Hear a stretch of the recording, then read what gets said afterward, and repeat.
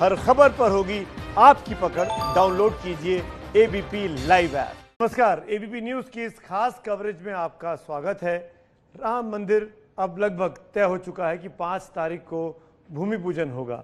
उसके लिए बड़े बड़े लोग अयोध्या पहुंच रहे हैं और उनमें से एक शख्सियत इस वक्त हमारे साथ मौजूद है। जी हाँ, मैं बात कर रहा हूं साध्वी रितंबरा से, जो उस वक्त राम जन्मभूमि आंदोलन में बहुत पुरजोर ताकत से शामिल रहीं और यहाँ तक इस आंदोलन को पहुँचाया कि अब राम जन्मभूमि पर एक भव्य राम मंदिर बनने जा रहा है। बहुत बहुत शुक्रिया, धन्यवाद साध्वी रितंबरा। आज का आप अब दीदी माँ के नाम से भी जानी जाती हैं। मैं पहला सवाल आपसे यही पूछूंगा, इतने सालों की मेहनत के बाद अब भूमि पूजन होने जा रहा है, प्रधानमंत्री खुद पहुंच रहे हैं, आप उसकी साक्षी होंगी, क्या कहना चाहेंगी आज इस मौके पर आप? सुमित जी, जब मंजिल मिल जाती है तो पाँव के छालों का दर्द भूल जाते हैं। जैसे माँ प्रसव पीड़ा झेलती है और जब गोद में संतान आ जाती है तो पीड़ा को भूल जाती है, इसी तरह हम सब लोग भी 500 साल के इस लंबे संघर्ष काल में जितनी पीड़ाएं भोगी, मैंने वो व्यक्तिगत बात नहीं कर रही हूँ, मैं पूरे समाज की बात कर रही हूँ। क्योंकि ये जो मंजिल मिली है इसके लिए बहुत बड़ी कीमत चुकाई गई, जवानियां समर्पित हुई, करुणाइयां खपी, लोगों ने अपनी महत्वाकांक्षाओं को तिलांजलि दी, सब बुनियाद बनने को तैयार हुए। और उसके जो बुनियाद बनने को तैयार होता है ना सुमित जी, उसमें स्वीकार करना होता है अंधेरे को। जो दीप बन के जलना स्वीकार करता है उसे स्वीकार करना पड़ता है कि कालिमा भी आएगी, दाह भी आएगा, ताप भी लगेगा, तो वो सब कुछ जो है वो स्वीकार करके चलता है। तो इस तरह ये 500 साल लगातार जो संघर्ष की यात्रा चली, आज जिस मुकाम पर, जिस मंजिल पर पहुंची है, उसने सारी पीड़ाओं का, सारे दर्द का हरण कर लिया। और मैं, अगर मेरे से आप व्यक्तिगत पूछो सुमित, तो मैं एक बड़े भारी अपराध बोध से मुक्त होने जा रही हूँ। क्योंकि मैंने जब श्री राम जन्मभूमि के आंदोलन में सबसे मांगा कि कुछ दो कुछ दो, वो धन नहीं था, पैसा नहीं था, वो सोना चांदी नहीं था, तो लोगों की जिंदगियां थी, करोड़ों की, जवानों की, उन सबका जीवन खपा उसमें। और जब ये सपना अधूरा था तो हमें लगता था हम कैसे उनके सामने जाके खड़े हों जिन्होंने अपनी कोख के जाए समर्पित किए, जिन्होंने अपनी जिंदगियां खपा दी। तो ये जो 5 अगस्त को होने जा रहा है, इसका समाचार सुनते ही हमारे हृदय में जो पड़ा हुआ बोझा था, अपराध बोध, वो अलग हुआ। और आनंद की अनुभूति ऐसी है सुमित जी दीदी के शब्दों से व्यक्त नहीं किया जा सकता। साध्वी रितंबरा जी, ये मैं जरूर जानना चाहूंगा, ये 5 अगस्त की जो तारीख है ये क्यों खास हो गई है? कोई रिश्ता है क्या इसके? पिछली बार 370 हुआ पिछले साल, इस बार भूमि पूजन होने जा रहा है, तो 5 अगस्त का संघ के आंदोलन में बीजेपी के लिए, वीएचपी के लिए कुछ खास महत्व है क्या 5 अगस्त का? ये तो आपको संगठनों से ही पूछना चाहिए सुमित। और जहां तक मैं सोचती हूँ तो हमारे राम लल्ला ने शुभ घड़ियों में से कुछ घड़ियां चुरा ली हैं। कितना लंबा वनवास झेला है उन्होंने, कितने कष्ट झेले हैं उन्होंने। अवध नाम की, उस अयोध्या नाम की नगरी में क्या क्या नहीं देखा उन्होंने। इसीलिए ये शुभ घड़ी, ये शुभ पल, ये शुभ घटिका, ये शुभ मुहूर्त चुरा लिया मेरे राम लल्ला ने। बाकी तो संगठन से पूछिएगा कि उनकी 5 अगस्त के साथ कौन सी बड़ी आत्मीयता है। लेकिन इस शुभ मुहूर्त पर भी तरह तरह के बयान आ रहे हैं साध्वी। स्वरूपानंद जी ने इसका विरोध कर दिया, वो कह रहे हैं कि शुभ नहीं है, और भी संत कर रहे हैं। मैं ये जानना चाहूंगा, ये अभी तक तो लड़ाई हम दूसरे मजहब के लोगों के साथ कर रहे थे, अब तो हिंदू हिंदू आपस में लड़ रहे हैं मुहूर्त के नाम पर, इसको आप कैसे देखती हैं? देखिए, लड़ाई करना तो, लड़ना और भिड़ना ये तो प्रवृत्तियां रहती हैं सुमित जी। हम दूसरे या तीसरे मजहब के लोगों से कब लड़ रहे थे? हमारी लड़ाई उस समय किसके साथ थी? उस जन आस्था, जन भावना को नहीं समझने वाले कौन थे? किसके हाथ में था नेतृत्व देश का? कौन था जो लोक भावना को नकार के राजनीति की रोटी सेक रहा था? वो कौन थे जो राजनीति की गोटियां लाल कर रहे थे? वो सब मुसलमान थे क्या? ऐसा नहीं दिखाई देगा आपको, ऐसा नहीं दिखाई देगा। लोक भावना की तिलांजलि देकर अन्य अन्य चीजों की प्राथमिकता समझना इस देश का चलन रहा है सुमित जी। और जहां तक मैं समझती हूँ, मैं तो ये समझती हूँ कि मुहूर्त के को वो क्षण जिसमें आप अपने सौभाग्य का द्वार खोल लो, उससे बड़ा मुहूर्त कुछ हो नहीं सकता।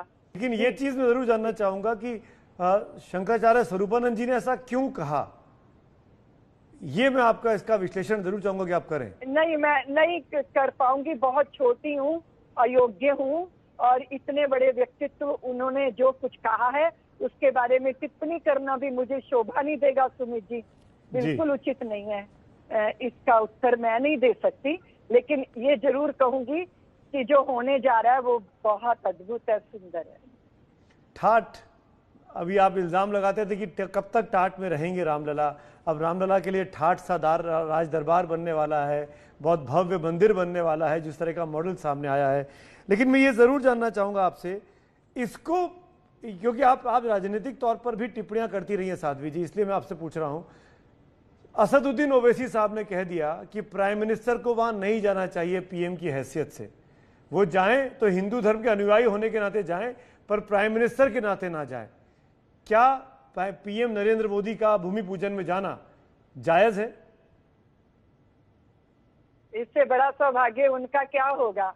दूसरी बात यह है सुमित जी, जो आपको स्मरण होगा सोमनाथ के मंदिर के वो दृश्य, जहां हमारे देश के राष्ट्रपति, देश के प्रधानमंत्री, देश के अन्य जो भी जिन्होंने उस संकल्पना को पूर्ण किया था।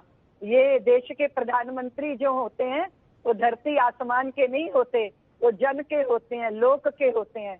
और जहां लोक भावनाएं उताल तरंगे भर रही हूँ, वहां देश का नेतृत्व करने वाला उपस्थित ना हो, ऐसे कैसे हो सकता है। और वो स्थान जो सुप्रीम कोर्ट की लंबी लड़ाई के बाद हिंदू जाति को प्राप्त हुआ है, अब तो कम से कम इस तरह की छोटी सोच का त्याग कर देना चाहिए। अब तो बड़े दिल का परिचय दो, अब तो बता दो कि आप भी इस धरती की भावना के साथ, लोक के साथ, जनमानस के साथ, उसके सुख के साथ खड़े हो। मुझे लगता है कि देश के प्रधानमंत्री जा रहे हैं, ये भारत की वो परंपरा के संवाहक बनने जा रहे हैं, वो सचमुच दिल छू लेंगे सारे जगत का वो राम भक्त। जब वहां पर मस्जिद बनेगी अयोध्या में, क्या उसके भी भूमि पूजन में, क्या उसके भी इनॉग्रेशन में, शिला पूजन में प्राइम मिनिस्टर को जाना चाहिए? अगर ईमानदारी से आक्रांता बताइए। नाम के, अगर कोई आक्रांता बाबर के नाम की मस्जिद बनती है तो बिल्कुल नहीं जाना चाहिए। और इस धरती से, इस धरती की मिट्टी से, इस धरती के सौंधेपन से, इस धरती की संस्कारों से जुड़ी हुई कोई बात हो तो प्रधानमंत्री बिना मजहब, पंथ, संप्रदाय, जाति, इसको देखना ही नहीं चाहिए, क्योंकि सब भारतीय हैं। बाकी ये तो प्रधानमंत्री जी तय करेंगे। मैं कोई उनकी पर्सनल सेक्रेटरी थोड़ी हूं जो मैं उनको सलाह दूंगी। जी, क्या आपको लगता है कि जो मस्जिद बनने की बात सुप्रीम कोर्ट ने अपने आदेश में कही है, जिसके हिसाब से मंदिर भी बन रहा है और मस्जिद भी बनेगी, उसका नाम बाबरी ही रखा जाए या कुछ और होना चाहिए? दुर्भाग्य होगा अगर बाबरी नाम रखा जाएगा। ये तो बहुत ही बुरा होगा सुमित जी, ये तो उचित ही नहीं है। ये पहले भी उचित नहीं था, अब भी उचित नहीं है। इस देश के सौहार्द और सौमनस्यता के लिए उन सारे चीजों को जो गत हो गई हैं उन्हें दबा देना चाहिए। नई कहानी शुरू कीजिए, नए भावों से कीजिए, फिर देखो भारत के उत्कर्ष को। क्योंकि भारत का उत्कर्ष जब सबका मन एक होगा, मति गति एक होगी, तभी होगा, तभी राम राज्य का सपना साकार होगा सुमित जी। पर ये भी खबर आ रही है साध्वी जी कि इस राम राज्य के सपने में जिन्होंने सबसे अधिक मेहनत की, आज से करीब 28-30 साल पहले, उन दोनों शख्सियत को शायद नहीं बुलाया गया है। मैं माननीय अडवाणी जी और जोशी जी की बात कर रहा हूं, वो वहां नहीं होंगे 5 तारीख को। सुमित जी, हमें तो ये कोई खबर नहीं है, क्योंकि हमें भी खबर अभी आनी है। मैं तो बस इतना ही निवेदन करूंगी कि ऐसा संभव तो हो नहीं सकता, क्योंकि उनके बिना कैसे बात बनेगी। हमारे अडवाणी जी रथ यात्रा लेके निकले, कैसा देश का वातावरण बना। जोशी जी और हमारे 5 जन्म के पहले संपादक थे श्री भानु प्रताप शुक्ल जी, आदरणीय अशोक सिंघल जी, आचार्य गिरिराज किशोर जी, कितने नाम मैं बताऊं, वो बुनियाद बने हैं। और बिना बुनियादों के शिखर कभी चमका नहीं करते सुमित जी, बुनियाद के बल पर ही शिखर चमका करते हैं। मुझे मालूम नहीं कि उन्हें निमंत्रण नहीं दिया गया या दिया गया, पर मैं उस दृष्टि से चीजों को नहीं सोच रही। हो सकता है उनके नहीं आने की वजह स्वास्थ्य हो, आयु हो, पर अभी तो ये निश्चित ही नहीं है। पर उनके जी। बिना कैसे होगा? वो तो होंगे ही वहां, जहां तक मेरा ख्याल है। जी, अब एक और बदलाव देखा इन दिनों में साध्वी जी, कांग्रेस के नेता स्वागत कर रहे हैं। कमलनाथ जी ने कहा कि बहुत अच्छा काम है, हम राम मंदिर में साथ हैं। दिग्विजय सिंह साहब का बयान आ रहा है। प्रियंका गांधी के करीबियों के हवाले से खबर आई कि प्रियंका गांधी को भी कहा गया है कि आपको भी अयोध्या जाना चाहिए इस वक्त में। मैं ये जानना चाह रहा हूं आपसे, इस बदलाव को आप कैसे देखती हैं? ये स्वार्थ में है या वाकई में कांग्रेस पार्टी का मन बदल रहा है? सुमित जी, जब जिन दिनों हम आंदोलन में मैं भाषण देते घूम रही थी ना देश में, तो बहुत जी। सारी दूसरी राजनीतिक पार्टियों के लोग भी दौड़ के आते थे और कहते थे साध्वी जी बहुत अच्छा है, बहुत अच्छा है। तो व्यक्तिगत रूप से अगर देखा जाए तो सब सच के पक्ष में खड़े होते हैं, लेकिन कुछ राजनीतिक मजबूरियां होंगी, मुझे नहीं पता क्या होता है। लेकिन मन अगर बदल रहा है तो इससे ज्यादा शुभ क्या होगा? हम क्यों इसमें भी राजनीति की बदबू को सूंघे? सब सोचते हैं कि देश के समाधान होने चाहिए, राष्ट्रीय समस्याओं के समाधान होने चाहिए। अगर ये भावनाएं जागृत हुई हैं, मैं तो इसको शुभ ही समझूंगी सुमित जी। लेकिन ये जरूर जानना चाहूंगा साध्वी जी, अब कई लोग ये बात कह रहे हैं कि आपके ऊपर तो आपराधिक मुकदमे हैं, आपके ऊपर लोगों को भड़काने का मुकदमा है, आपराधिक साजिश का मुकदमा है, राजद्रोह का मुकदमा, राष्ट्रीय अखंडता को तार तार करने का मुकदमा है। ऐसे में आप जैसे आरोपित व्यक्ति को वहां बुलाना भूमि पूजन के समय पे, क्या ये जायज है? इतनी तो बड़ी आतंकवादी नहीं हूँ सुमित जी, आप भी मुझे जानते हो, मेरा जीवन जानते हो, मेरी करनी जानते हो, मेरी कथनी जानते हो। हाँ, वो मामला लंबित है जो राजनीतिक विद्वेष से हमारे ऊपर लादा गया, थोपा गया, उसका भी फैसला आ जाएगा, निर्णय हो जाएगा। सत्य की जीत है, फिर से रहेगी। इसलिए मेरा वहां जाने से कोई बड़ा अपराध हो नहीं जाएगा। मुझे ना भी बुलाया जाता ना सुमित, मैं तो अपने ही मन की अयोध्या में जीती हूँ, अपने भाव साम्राज्य में जीती हूँ। ये तो दूसरे की देखने का दृष्टिकोण है जो मुझे इस तरह देखता है। और आप जानते हो कि नजर बदल गई तो नजारे बदल गए। दिखाई देता होगा किसी को मुझ में कोई बहुत बड़ा आतंकवादी, देश तोड़क। और यद्यपि मेरे से कोई पूछेगा, देश को अपने रोम रोम में जीती हूँ मैं, एकात्मता के भावों से भरी हुई, सबको अपने आंचल की छाया देती हूँ। वो राजनीतिक विद्वेष से थोपा गया हम पर मुकदमा है, आरोप है, सिद्ध हो जाएगा जो भी होगा सामने, क्योंकि हमें न्यायालयों पे भरोसा है। जो भी उसकी कीमत चुकानी पड़ेगी चुका लेंगे सुमित जी। नहीं, ये मुकदमा सीबीआई की अदालत में चल रहा है, वही सीबीआई जिसको लेकर बहुत सी बातें की जा रही हैं। ये मुकदमा सीबीआई की अदालत में है, सीबीआई ने चार्जशीट की है, उसी सीबीआई जिसको देश की सबसे प्रतिष्ठित एजेंसी कहा जा रहा है। जैसे सुशांत सिंह राजपूत को लेकर कहा जा रहा है कि उसका मुकदमा वहां जाना चाहिए, सीबीआई पर निष्पक्ष एजेंसी है।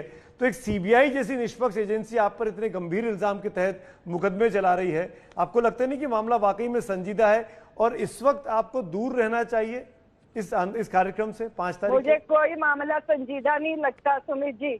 हम मंत्र रचने वालों ने षड्यंत्र रचा ही नहीं, जब हमने अपराध किया ही नहीं, हम पे आरोप है झूठा, तो हम क्यों डरें, क्यों भयभीत हों और क्यों छुपे रहें? कोई अपराधी नहीं है हम। आरोप लगा देने से हम अपराधी नहीं हो गए। षड्यंत्र रचने की कल्पना हम कर भी नहीं सकते सुमित जी। पर वहां पर ढांचा तो गिरा ना, 6 दिसंबर को वहां बाबरी का ढांचा गिरा तो सही, सबने देखा, सबके सामने गिरा, नेस्तनाबूद हो गया। आपको बहुत दर्द है सुमित। दर्द नहीं है, सवाल है मेरा। जो भी हुआ वो हुआ, सब मनुष्य करते हैं क्या सुमित जी? नियति के द्वारा भी तो कुछ होता है ना। नियति ने मेरे शरीर का उपयोग किया ना। हम सबकी क्या बिसात, इतने सारे प्रताड़न, इतनी सारे उत्पीड़न, इतनी सारी बेइज्जतियां, इतने सारे टाइटल, इतनी सारी बातें।